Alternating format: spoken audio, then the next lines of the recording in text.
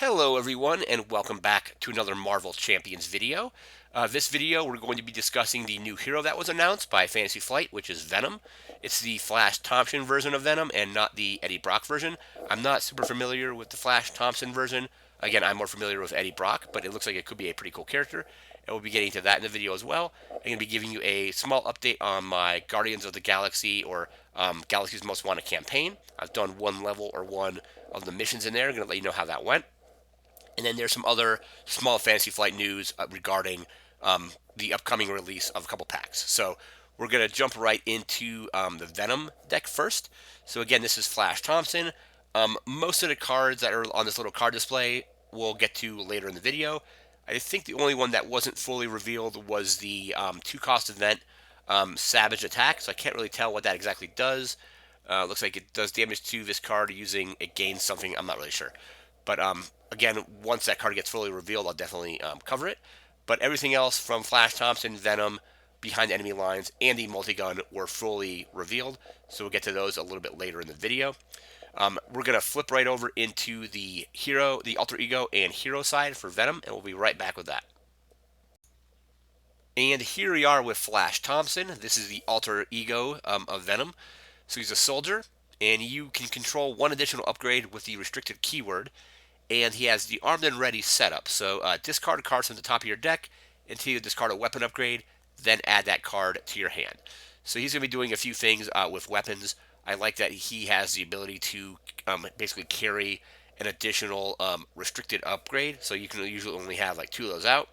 This will allow you to have more of those restricted upgrades. And then he's got a recovery of 4, so that's pretty big. And then a hand size of 6 with 12 hit points. So 12 hit points right away is pretty good. And then being able to recover 4 of them when you're in alter ego mode is also pretty good as well. I do like, I imagine he's going to be a character is like once you get him in hero form, you're probably not going to be wanting to flip back to alter ego form all that often. So like for me, he seems like kind of like Captain America. Because once Captain America is in hero form, he generally wants to stay in hero form. I imagine that's going to be the same for Venom. But when you do flip him back over to alter ego, he does have that 4 recovery, which is pretty good. So that is Flash Thompson, and we're going to move into the hero side. We'll be right back with that. Okay, and we are back with the hero side of Venom. So he has 1 thwart, 2 attack, 2 defense. He's a Guardian and a Space Knight. I don't know if we've seen the Space Knight subtype yet. I could be mistaken, but I'm not really I don't recall if that was been a thing yet. He has the same ability as Flash Thompson, where he can control 1 additional restricted upgrade, and has the symbiotic bond resource. So take 1 damage to generate a wild resource, limit once per phase. So again, he does have 12 hit points. He's got that 4 recovery on Flash Thompson. So being able to ping yourself for 1 damage to get a resource could be huge, depending on, you know, like you're 1 resource away or 1 resource shy of playing a big upgrade or a big event. You can, you know, ping him for 1 and then get that extra resource and then play that card. So that's pretty good. Again, 2 attack, 2 defense is pretty solid. 1 thwart, not great, but he's probably going to be mostly doing attacks as well. So again, hand size goes down to 5. 12 hit points is still huge. Again, additional restricted upgrades, so he's going to be able to be doing a lot of damage with his weapons, and he's going to be able to control 1 additional restricted upgrade anyway. So his basic attack is 2, plus whatever damage you can get off of his weapons is going to add up. So I can see him doing a ton of damage, or being there mostly to deal with minions and the main villain. And then maybe if you're playing multiplayer, have your other teammates mostly concentrate on doing a little bit of damage and thwarting, because it looks like Venom is going to be doing a bunch of damage. So that is the hero side of Venom. We're going to move into our next card. And next up, we have Locked and Loaded, a 0-cost event. It generates a mental resource if you discard it. Action, search your deck for a weapon upgrade and add it to your hand. Shuffle your deck. Pretty self-explanatory. Just drop this, grab a weapon, grab like a specific weapon as well. You can search for any weapon, and then add it to your hand, and then shuffle up. So good way to get those restricted weapons into your hand, so you can then play them on Venom. So that is Locked and Loaded. It's pretty straightforward, but pretty solid as well, because it lets you get those weapons out when you need them, or get them into your hand at least. So that is Locked and Loaded. We're going to move into our next card. And next up, we have the multi-gun. It's a 3-cost upgrade. It generates a wild resource if you discard it. It's tech and a weapon. It's restricted. And as a hero action, exhaust multi-gun and choose one of the following.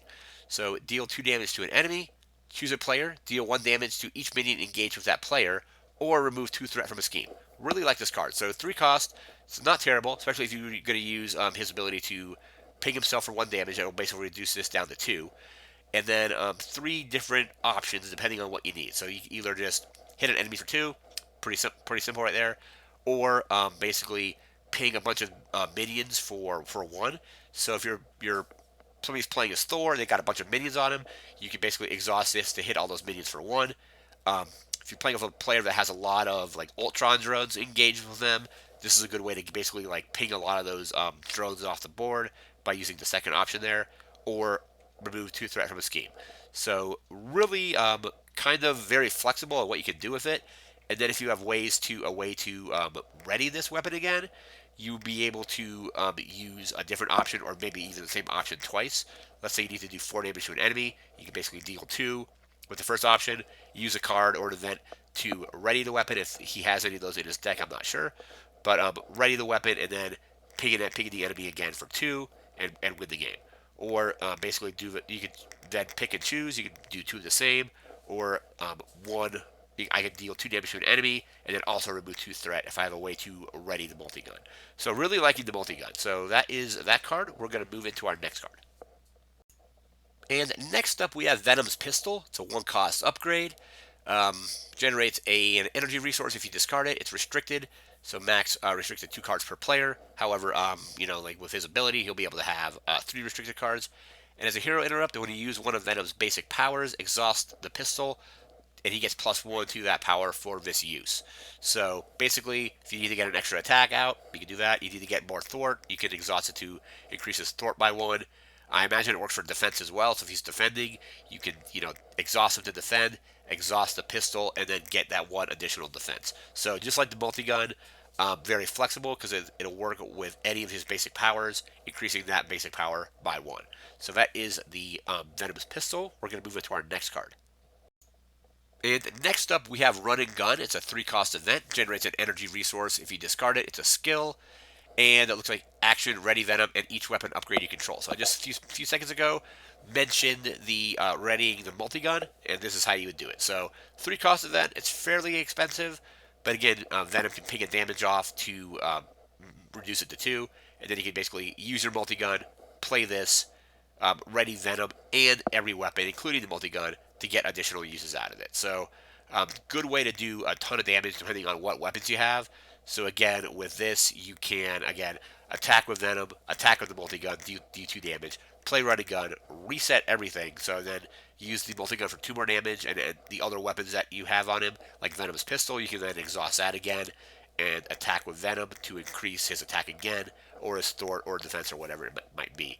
But Run and Gun is a pretty solid event, and I do like that his ability on his card to deal damage to himself, to get a wild resource, is really amazing.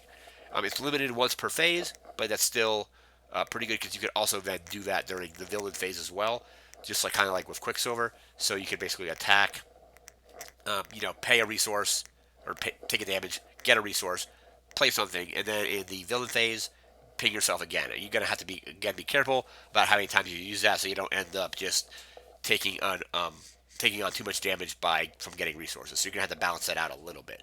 But that is Run and Gun. We're gonna move into our next card. And next up, we have the Grasping Tendrils. It's a 2-cost event. It's a defense, generates a physical resource when you discard it.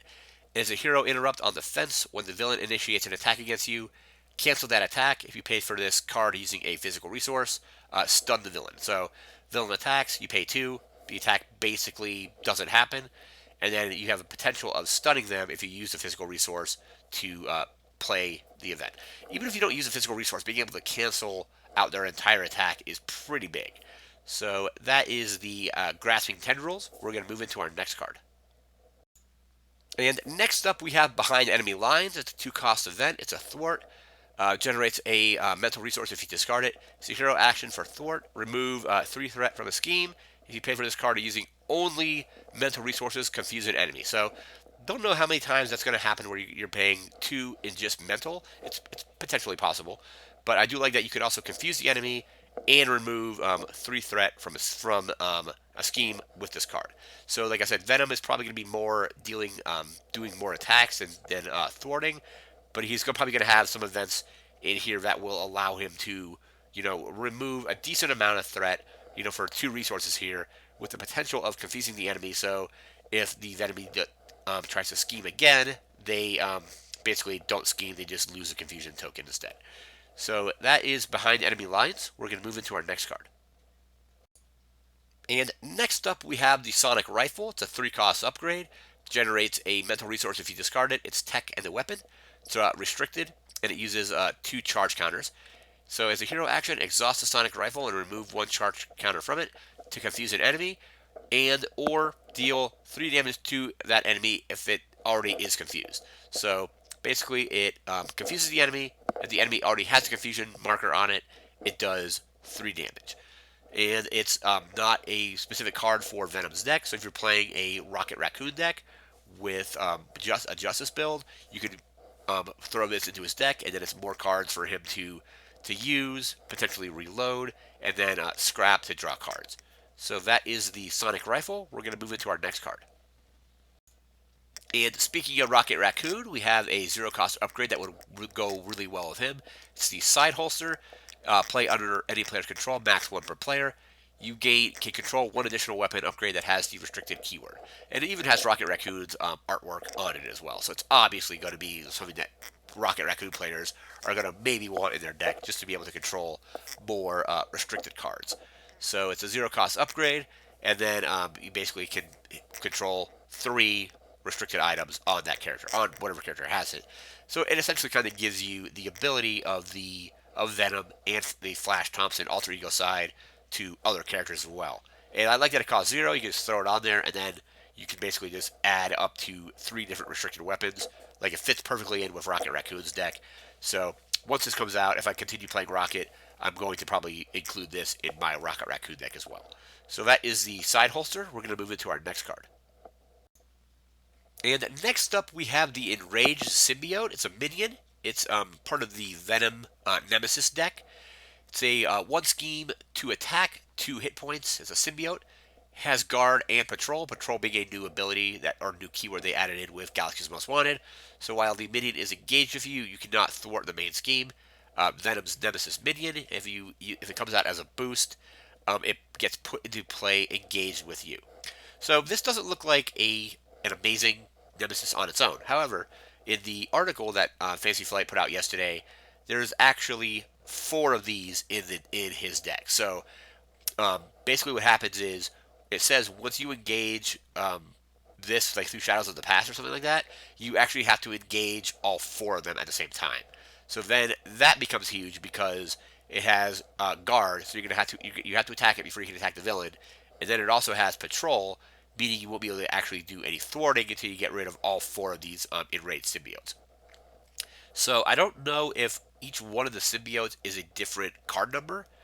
I imagine that they are, but so I imagine it's the side scheme, which we'll get to next, is card 1, and then 2, 3, 4, and 5 are the enraged symbiotes. I don't know if they're going to be adding in treachery cards like the other what do we call Nemesis decks have. The side scheme, the minion that is the kind of nemesis of one of the characters, and then a couple different treachery cards that go into the encounter deck.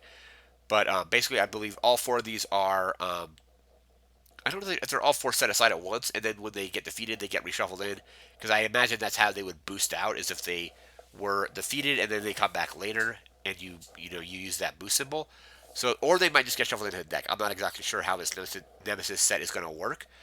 But the fact that you have to deal with 4 of these, so you're going to be dealing a total of 8 damage, so 2 to each one.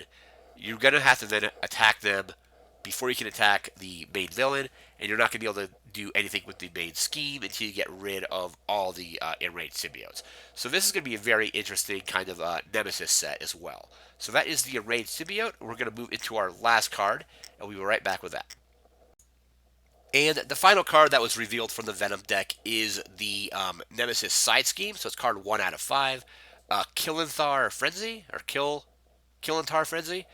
Side scheme comes in with 2 threat per player. If it boosts out, it has 3 boost icons. And threat cannot be removed from the scheme while a symbiote enemy is in play. So if basically when this comes out, it's going to give you 1 additional encounter card per villain phase, basically with that plus card symbol at the bottom there. And then you're not going to be able to deal with this scheme until you get rid of all of the symbiotes that are in play. So unless you can deal with these symbiotes very quickly, you may be having to deal with additional encounter cards during the villain phase. So when I first saw this card, like just looking at this card on its own, it doesn't seem all that bad because it's basically okay. There's comes in with 2 threat per player, has an additional encounter card, and can't be dealt with until you would get rid of the symbiote. If you only have 1 symbiote in play, not a big deal. But the fact that this Nemesis set has 4 of the symbiotes, you're gonna have to deal with all those symbiotes before you can get rid of this side scheme, which could maybe potentially lead to a lot of additional encounter cards depending on how quickly you can deal with the symbiotes. So that is the final card from Venom set. I'm going to now discuss um, how I've done in the campaign. We'll be right back with that. All right, and we are back with the part of the video where we're going to be talking about the Galaxy's Most Wanted campaign. I've only done scenario 1 here, so this is the Brotherhood of Badoon. I did it twice actually. I did it first with Captain America and was able to beat it. But then I felt kind of weird playing as Captain America in a more Guardians of the Galaxy centric campaign.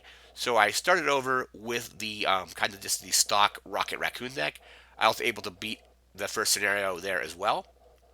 It went pretty well.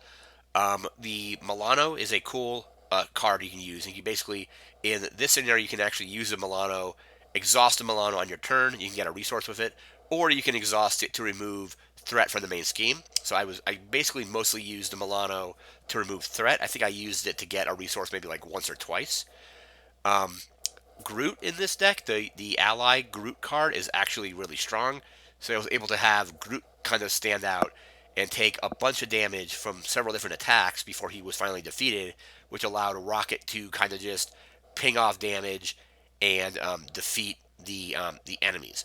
So I had, which upgrades did I have on Rocket? I had the rocket launcher and I think the particle cannon as well as the battery pack. So I was able to keep the particle cannon and the rocket launcher kind of loaded up enough to where I was able to use those things more times than they were designed to be used.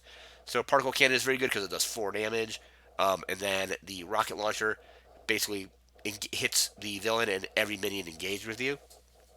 So I did fairly well in the campaign here. Basically, what happens is during the campaign, if you're playing the deck on its own, you don't shuffle in the campaign cards. So basically, in the campaign play, you shuffle in the Badoon Blitz side scheme as well as the Badoon Headhunter.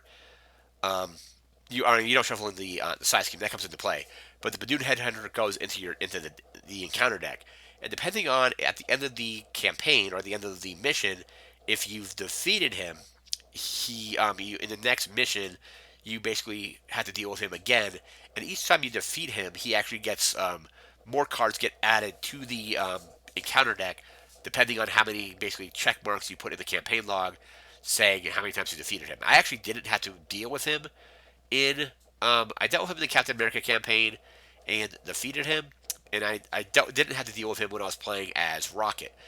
So I think I'm going to continue playing as Rocket just because, like I said, my Captain America deck is probably actually stronger, but I just feel kind of weird playing Captain America in a Guardians of the Galaxy storyline, basically. Like, I could make an argument for why Captain America would be there, but I think I'm going to just play through it with Rocket for now. Maybe go back to it once the other Guardians, once Star-Lord, Gomorrah, and Drax come out. I guess even Venom would work in that campaign because he's technically a Guardian character as well. But once Star-Lord and Gomorrah come out, I might try this level again with them. But I was able to beat it with Rocket, and from what I've read, the campaign becomes increasingly brutal. Basically, the better you do in the campaign, the harder it gets. Because the more times you defeat the Badoon Headhunter, he adds in different treachery cards into the encounter deck each time you beat him. I think there's like two treachery cards I think that get added, and then I think there's like also another minion that gets added, and potentially another side scheme that gets added as well. And a lot of these side schemes have hinder on them, so when they come into play, they come in with a certain number of threat, and then you have to add a certain number of threat per player equal to the hinder rating. So in this campaign, this level, the Badoon Blitz does have a hinder, I think, of 3. So it comes in with 2, and you hinder at 3 per player. So I did it with had 5 threat on there. The cool thing with the campaign though is depending on certain victory conditions, you earn units, and units are used to buy different cards from the campaign deck. So there's cards that'll say like unit cost 1. You spend 1 unit, you get that event in your deck. The obviously the more units a card costs, probably the more powerful the card is. So I think right now I have 3 units because depending on what happens, you gain units in the game. So for example, in victory condition for this particular scenario, each player you record 1 unit for each player, so that's 1 unit for me because I was doing a solo, so 1 unit there. Record a number of units for each player to a max of 3 equal to victory values on encounter cards in the victory display. So basically, whenever you defeat something, it goes into the victory display, and then at the end of that particular like part of the scenario or the campaign, you say like, "Hey, I have these 2 cards in the victory display, and they're each worth 1 victory point, basically." So, for example, I recorded. There was no minions in play. I actually did have the minion in play. I actually had Rocket's Nemesis in play with me at that time. So I had to couldn't get a victory point there. If I defeated that minion and then defeated the villain, I would have had that extra point. But let's see. So record 1 unit for each player if there are no minions in play. Couldn't get that. Record 1 unit for each player if the main scheme is still on stage 1B, which it was. Like I said, I was using the Milano, exhausting that to remove threat from the main scheme, and never actually got it into the second stage. During the Captain America game, I really kind of like I missed a couple turns where I actually could have used the Milano, and I didn't really use it properly, so I ended up getting to the second stage. I won during the second stage, but when I replayed it again with Rocket, I was more conscious of okay, I do have this ship over here that I can exhaust to remove threat or resources, or remove threat or gain a resource. I ended up using that more in the Rocket game, and it ended up working out to where the villain never got to the second stage. Also, once you get to the second stage of the villain in this one, you add a weapon to him, and it gives him Stalwart, which means that he can't be stunned or confused. My Captain America deck is based around stunning the villain, so that kind of made that strategy no longer viable because I couldn't stun him because he had this spear on him. I eventually did discard the number. You can discard a certain resource set. I think it's like I don't exactly know what it is, but it's like you have to discard 3 resources of different types to discard the upgrade. So I did do that at the Captain America game at one point. I was still victorious, but I definitely played a lot smarter, I think, when I was playing with Rocket. So let's see. The side scheme was still on stage 1B, and then if the Badoon Headhunter is in the victory display, mark the box. Aside from, I didn't have to deal with him in that game and with Rocket. So again, I got 1 unit for this 1 unit per player. Got that. I defeated the Badoon Blitz side scheme, so I got 1 victory point there, and then 1 victory point for having the main scheme still be on its first stage. The collector is next, and basically, from what I've read, the collector basically steals cards from your deck, and if you don't get them out of the collection, basically, they are kind of just out of the game. I think not. I don't know if they're out of the game permanently, but I believe they might be because I think the scenario goes collector. There's 2 collector scenarios that are basically like back to back, and depending on what the collector is taken in the first encounter, you can't use it again in the second encounter. I've also read a lot about that the Nebula deck, at least in solo play, is just incredibly brutal, as is the Road of the Accuser deck. I remember reading posts where some people are saying it might even just be nearly impossible to beat Ronin solo. I haven't got to Ronin yet, so and I'm using just the stock basic Rocket Raccoon deck, so I don't think I'll be able to complete the campaign with just that deck, even if I do add in cards from the like the market area. I don't think I'll be able to complete this campaign with this deck unless I go back in, like maybe like restart the campaign and completely build a different Rocket Raccoon deck, like maybe like a even more aggressive deck, maybe using something like Mean Swing or something like that to actually like exhaust weapons to do additional damage. Because if you have a weapon out with Rocket that doesn't have any counters on it, you can't use the ability where you exhaust it and remove a counter, but it's still a weapon that you have control of. which I think Bead Swing from Thor's deck would probably still work because you're still exhausting the weapon even if it doesn't have any counters. So I think Bead Swing could be a really good card in a Rocket Aggression build. So that is going to do it for my campaign wrap up. I'm going to be doing the collector scenario at some point. Don't know how that's going to go. I've heard the collectors also. I've heard the difficulty of this campaign, or read that the difficulty in Galaxy's Most Wanted is actually a lot higher than the difficulty in the Rise of Red Skull. Like I never really had any problems in the Rise of Red Skull. I was able to beat that campaign fairly easily with Captain America. But I've already read again people saying that Nebula is very hard, Rodin is very hard, and then obviously the better that you do in the campaign, like the more times you defeat the Badoon Headhunter, the more additional cards he brings in to the encounter deck. So he'll bring in like a treachery, a couple of treacheries, and I think a minion and a side scheme, depending on how many times you beat him. So in the game of Rocket, I didn't have to deal with him; he never actually showed up. So, and then also a lot of the other kind of side schemes in this particular scenario were didn't come out either, or came out as like boost cards, where like they never came into play as a side scheme. So I think I got fairly lucky, depending on how the encounter deck actually like played out. But that's gonna do it for the campaign talk. We're gonna move into some very quick news about some release dates, and we'll be right back with that. All right, and we are back with some quick news on the release dates for Star-Lord and Gamora. So last week when Galaxy's Most Wanted came out, I said there were kind of rumors that they would be releasing on May 14th, and now Asmodee has actually confirmed that they will be releasing both decks, both Gomorrah and Star-Lord, on May 14th. So this is the official retail website for Asmodee. So we got some upcoming products here listed at $14.95, the retail price there. Releasing May 14th. It's a week delayed from when a set would normally come out. So normally, at least Marvel Champion stuff comes out the first Friday of the month. They pushed it back 1 week till the middle of the month with it being May 14th. But instead of just getting one character, we're getting both these characters, which is going to be really good because it'll give us more options for obviously deck building and creating characters, but also more characters for Galaxy's Most Wanted. Like I was saying earlier, I kind of don't really felt kind of weird playing the campaign with a non kind of guardian character, and now this will allow you to get more options for and maybe even bring in more players. If you want to play a 4-player game, you can now do Rocket and Groot. One player can be playing Rocket, one player can be playing Groot, and then Star-Lord and Gamora can be played by other players. Out of these two, probably looking forward to Gomorrah a little bit more, just with her ability to pull in thwart and attack events from other aspects, which is pretty interesting. Star Lord also looks really interesting because he does have the ability where he can do additional stuff, but he takes additional encounter cards. So basically, he's got a huge, crazy scheme or a crazy plan that is very likely to fail, but it might not fail. So like it's like make stuff like basically a huge risk versus reward. You can have a crazy plan be successful. You can have a crazy plan end up completely blowing up in your face as well with Star Lord. So very thematic to him. Again, probably looking forward to Gomorrah slightly more, but we'll be getting those decks middle of May. So that's going to be really looking forward to that. Again, more options for players, there's more options for different characters, more options for your Galaxy's Most Wanted campaign, and then of course additional cards for basically any deck from each of these different characters as well. So that's going to do it for this video. Remember to like, comment, share, subscribe.